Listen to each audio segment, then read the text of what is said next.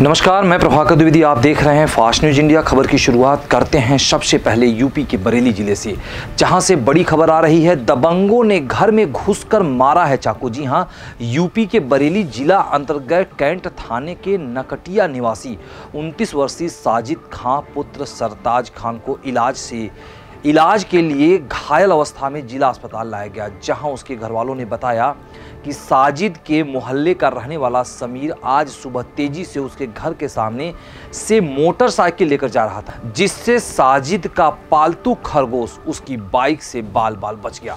साजिद ने समीर का विरोध किया तो दोनों में झगड़ा होने लगा। इसी दौरान समीर ने 13 साथियों को मौके पर बुला लिया और सबने मिलकर साजिद खां पर चाकुओं से हमला कर दिया। घायल साजिद को इलाज के लिए जिला अस्पताल में भर्ती किया गया है। देखिए बरेली से शाहनवाज बेग की रिपोर्ट। गुड्डी नाम है मेरा।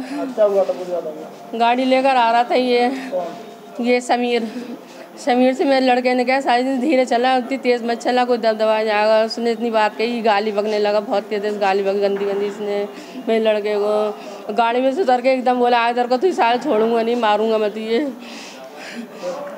तो मैं साजिद आगे बढ़ा तो और लड़कों ने फ़ोन करके बुला लिया, उसकी माँ ने बुला लिया। मेरे लड़के को सबने लिपट के मारा, बहुत बुरा। साजिद को मारा, साजिद को चाकू मारा है, मेरे बेल्टों से मारा। मुझे एक लड़की के तो हथौड़ा मारा सीने पे, और इसको एक लड़के ने मारा, उसी के लड़के ने, उसी समीर ने। मेरे तरफ से 3-4 लोग थे। 4 लड़की थी मेरी, 4 लड़कियाँ थी, ये निशी, फरीन और निशा, हरीना और मेरा नाम गुड्डी। सबको मारा। मैं तो अपने बच्चों को ही डांट रही थी। मैं तो घर में घुस के मारा। वकीला ने दोनों हाथ से किवाड़ खोल दिया, मेरे बच्चों को खिंचवा लिया कि खींचला साले को, सबको घर में से। सब मेरी लड़कियों को खींच लिया उनने, मेरे लड़के को इसको तो बहुत ही मारा सबने खींच के। समी ही रहता है हमारी गली में ही, पता नहीं क्या करता है वो, ऐसे टालता रहा, कुछ भी नहीं करता है वो, सबसे लड़ाई लड़ता मिलता है। तुम्हारा बेटा जिससे चाकू लगा? जी मेरा लड़का है छोटा। कहाँ मारा चाकू? पेट में चाकू मारा उसके। थाने गई थी? जी थाने गई थी मैं, बाद में आई हूँ मैं थाने में। गिरफ्तारी हुई अभी तक? अभी नहीं हुई है किसी की गिरफ्तारी, कुछ नहीं हुई है। करता क्या तुम्हारा बेटा? मेरा बेटा मोटरसाइकिल काम सीख रहा है अभी तो। अगली खबर मध्य प्रदेश के उज्जैन जिले से है, जहां गरीबों के मसीहा देखने को मिले हैं। जी हां, जहां गरीबों के मसीहा देखने को मिले हैं। उज्जैन जिले के नागदा खाचरोद विधानसभा में लगातार 65 दिनों से गरीब और मजदूरों की सेवा करके संजय नांदेड़ ने कहा कि एक तरफ कोरोना महामारी ने लोगों की कमर तोड़ दिया है तथा दूसरी तरफ लोगों को खाने के लाले पड़ रहे हैं। इसी बीच लोगों में मसीहा बनकर पहुंचे मध्य प्रदेश युवा कांग्रेस सचिव संजय नांदेड़, जो कि प्रतिदिन करीब 500 से 700 खाने के पैकेट गरीबों व मजदूरों में बांटते हैं। देखें नपाखेड़ी से मुरलीदास बैरागी की रिपोर्ट। अगली खबर यूपी के प्रयागराज जिले से है, जहां प्रयाग केमिस्ट एसोसिएशन की तरफ से नई पहल देखने को मिली है। प्रयागराज स्थित इलाहाबाद रेलवे जंक्शन पर विभिन्न प्रदेशों से फंसे अपने घरों को वापस जाने वाले कामगारों श्रमिक ट्रेन से इलाहाबाद जंक्शन पर लगातार पहुंच रहे हैं। इनके साथ छोटे छोटे बच्चे, महिलाएं और बुजुर्ग भी भारी संख्या में आ रहे हैं। इसको दृष्टिगत रखते हुए प्रयाग केमिस्ट एसोसिएशन के महामंत्री एवं एंटी करप्शन मूवमेंट भारत के प्रदेश उपाध्यक्ष लालू मित्तल द्वारा प्रत्येक यात्रियों को पानी की बोतलें, बिस्किट के पैकेट उपलब्ध कराए जा रहे हैं। देखें प्रयागराज से कुमारी मनोज सिंह की रिपोर्ट। देखिए ये जो हमारे श्रमिक एक्सप्रेस ट्रेनें आ रही हैं, जो विशेष ट्रेनें आ रही हैं बहुत जगह से, बॉम्बे से, पूना से, और इसमें जो हमारे प्रवासी मजदूर हैं जिनका घर प्रतापगढ़, जौनपुर, गोंडा, इस तरीके से तमाम जो प्रवासी हैं वो सब यहाँ पर आज आ रहे हैं। और आप देख रहे होंगे कि लगातार लाइन लगी हुई है। सबके साथ बच्चे हैं, छोटे छोटे बच्चे हैं और महिलाएँ हैं, और लंबा सफ़र तय करके आ रहे हैं। 24 घंटे से लेके कोई 62 घंटे तक का सफ़र इन्होंने किया है। तो सभी को पानी की बहुत आवश्यकता है, खाने की आवश्यकता है, बिस्कुट की आवश्यकता है।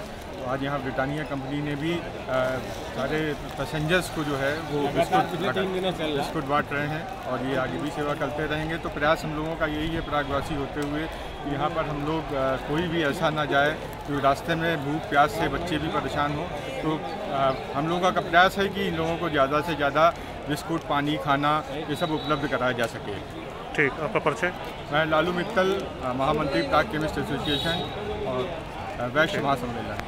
अगली खबर यूपी के बरेली जिले से है, जहां निजी स्कूलों द्वारा फीस लिए जाने का जताया है विरोध। जी हां, यूपी बरेली जिला रोहिलखंड अभिभावक सेवा समिति ने DIOS अमरकांत सिंह को ज्ञापन दिया और मांग की है कि CBSE और ICSE के स्कूलों में लॉकडाउन में फीस वसूली की जा रही है।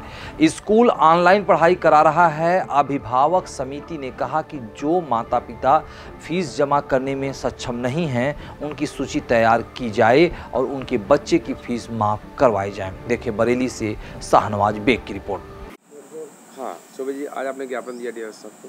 देखिए ऐसा है कि रोहिलखंड अभिभावक सेवा समिति ये कभी भी नहीं चाहती कि स्कूलों या अभिभावकों के बीच में सामंजस्य बिगड़े, लेकिन हमारा मानना और हमारा कहना ये है कि जो व्यक्ति लॉकडाउन के समय में जिनको तनख्वाह नहीं मिली है, वास्तविकता में गरीब है, ऐसे लोगों के लिए स्कूलों को आगे आना चाहिए। DIOS महोदय को निर्देश देना चाहिए कि उनकी फ़ीस को माफ़ किया जाए। अब स्कूलों ने हाथ खड़े कर दिए हैं, तो इसके लिए हमने DIOS महोदय को सुझाव दिया कि DIOS महोदय एक अपने आदेश जारी करें कि जो अभिभावक वास्तव में लॉकडाउन की स्थिति में, गरीबी की स्थिति में थे, जिनको तनख्वाहें नहीं मिली हैं, वो एक सर्वे करा लिया जाए। और सर्वे कराने के बाद मैं समझता हूं कि स्कूलों में शायद 10 से 15% अभिभावक ऐसे निकलेंगे कि जो वास्तव में फीस आएंगे। आज अभिभावक संघ ने आपको ज्ञापन दिया है फीस वृद्धि, फीस मांगने को लेकर निजी विद्यालय, क्या इसमें आप कदम उठाने जा रहे हैं? इसमें हमारी एक शुल्क नियामक समिति है जिसके अध्यक्ष जिलाधिकारी महोदय हैं और उनकी अध्यक्षता में बैठक प्रस्तावित है।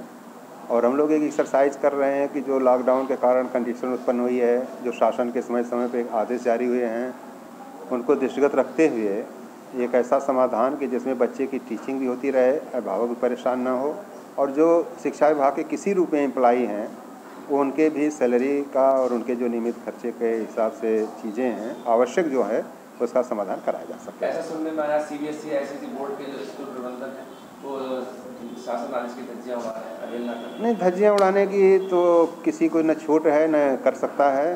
कोशिश अगर कोई करता तो उसके लिए जो निर्धारित दंड है वो होगा। इसमें धज्जियाँ उड़ाने। अब वक्त हो चला है इस बुलेटिन में एक छोटे से ब्रेक का। कहीं नहीं जाए, ब्रेक के बाद जल्द हाजिर होते हैं। सार्वजनिक होम्योपैथिक क्लिनिक नारायणपुर पट्टी, प्रतापगढ़, उत्तर प्रदेश। बिना ऑपरेशन गुर्दे की पथरी, चर्म रोग, गठिया रोग एवं जटिल रोग का विशेष इलाज विशेषज्ञ डॉक्टरों द्वारा। Professor doctor RS Yadav, MD homoeopath, PhD, Pandit Jawaharlal Nehru homoeopath medical college. Doctor Rakesh Kumar Yadav, BHMS, MD homoeopath. Clinic खुलने का समय प्रतिदिन सुबह 8 बजे से दोपहर 1 बजे व दोपहर 2 बजे से शाम 6 बजे। संपर्क करें मोबाइल नंबर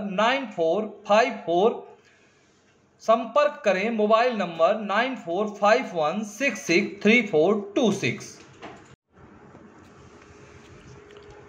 बर्मा कृषि सुरक्षा केंद्र, सैफाबाद पट्टी, Pratapgarh, Uttar Pradesh.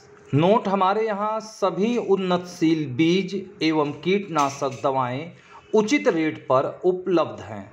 Proprietor Pradeep Kumar Verma, mobile number 9415524557। एक बार सेवा का मौका अवश्य दें।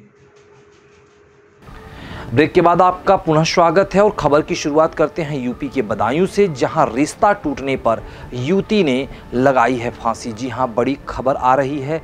बदायूं जिला उझानी थाने के गांव फतेहपुर निवासी राकेश की बेटी रचना को इलाज के लिए बरेली के एक निजी अस्पताल में भर्ती कराया गया, जहां उसके घर वालों ने बताया कि रचना का विवाह बदायूं के सहसावन थाने के चंदनपुर निवासी रामेश्वर के बेटे राम खिलाड़ी से तय हुआ था। 17 मई को उसका विवाह होना था, लेकिन विभाग से कुछ दिन पहले ही लड़के वालों ने रचना के पिता से शादी के दहेज में के रूप में 5 लाख की मांग कर दी। रचना के पिता ने उनकी मांग पूरी करने से इनकार कर दिया, जिससे रिश्ता टूट गया। यह बात रचना को पता लगा तो वह तनावग्रस्त हो गई और उसके घर में ही फांसी लगा ली, लेकिन घर वालों ने उसे देख लिया और जल्दी से उसे उतारकर इलाज के लिए स्थानीय अस्पताल में भर्ती कराया। देखें बरेली से शाहनवाज बेग की रिपोर्ट। क्या नाम तुम्हारा? मेरा नाम धर्म सिंह है। क्या हुआ था? ये मेरी सिस्टर हैं। हम लोगों ने लॉकडाउन से पहले इनकी शादी चंदनपुर में तय कर दी थी। पुराना चंदनपुर थाना का सहसवान है, जिला बदायूं है। हम लोग ग्राम फतेहपुर, थाना उजानी, जिला बदायूं के रहने वाले हैं। चंदनपुर में शादी तय कर दी थी। उन लोग लड़का वाले ने शादी तय की। लड़की को घर पर देखा था आके। देखने के बाद इस पर गोद भराई थी। गोद भरने के बाद में लड़के की माँ ने पैर छुलवाए थे। लड़की की ताई थी, लड़के की सिस्टर थी, उन्होंने पैर छुलवाई। नॉर्मल शादी तय हुई थी समझौते के साथ में। उसके बाद 9 तारीख के लोगों ने हमें अपने घर बुलाया। घर बुलाने के बाद में कहा हमें 5 लाख रुपए नकद चाहिए कैश। हमने कहा हमारा अभी ये बजट नहीं है, हम शादी नहीं कर पाएंगे। हम शादी नॉर्मल टीम जो तय है उसी हिसाब से, उन्होंने मना कर दिया कि हम इस हिसाब से पैसे नहीं देंगे तो शादी नहीं करेंगे। उसके बाद में हम लोगों ने अपनी कुछ ज़मीन को गिरवी रखने की या बेचने के पीछे प्लान बनाए। हमने कहा चलो सही घर में लड़की जाई कर देंगे। लड़की ने सोचा कि यार हमारे माँ बाप ज़मीन को बेचकर अगर हमारी शादी कर देंगे तो हमारे जो भाई हैं और छोटी बहन है, जो भतीजे हैं, वो क्या खाएंगे आगे चल के, इसको देखते हुए। और दूसरा ये कि हमने उन लोगों के पैर छुए हैं, उन लोगों ने हमारी गोद भरी है, ये हमारी तौहीन है। बेइज्जती को महसूस करने के कारण अपने इसने 18 तारीख की शाम को हम लोग सोमवार को चंद्रपुर से जब वापस घर पे आए थे तो इसको पता चल गया। इसने उसी इस बुलेटिन में खबरें बस यहीं तक। जल्द हाजिर होंगे कुछ खास खबरों संग। कहीं नहीं जाएं क्योंकि यहाँ होती है हर खबर पर नजर। चैनल को यदि आप फेसबुक, यूट्यूब, इंस्टाग्राम यानी किसी सोशल साइट पर देख रहे हैं तो सब्सक्राइब, लाइक, कमेंट, शेयर करना ना भूलें। यदि आपके आसपास किसी प्रकार की कोई घटना, दुर्घटना, कार्यक्रम होती है तो हमारे क्षेत्रीय प्रतिनिधि